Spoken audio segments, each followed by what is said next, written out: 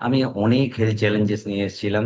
তার মধ্যে জীবনের সব থেকে বড় চ্যালেঞ্জেস ছিল, ডাক্তার বলেছিল নি রিপ্লেস করতে, কারণ আমার ওয়েট ছিল নিয়ার অ্যাবাউট 80।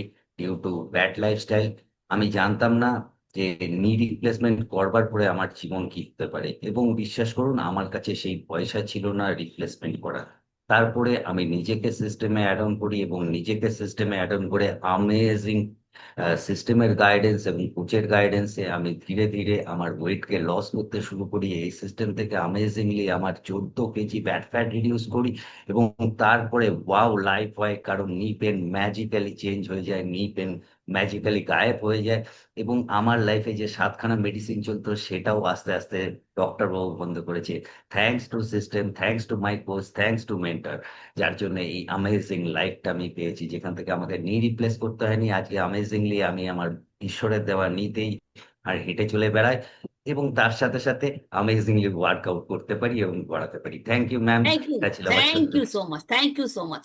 যিনি হাঁটুর সমস্যা নি রিপ্লেস করতে বলা হয়েছিল, আজকে অসাধারণ এক্সারসাইজ করেন সবাইকে, তো এটাও পসিবল। ঠিক আছে, থ্যাংক ইউ সো মাচ।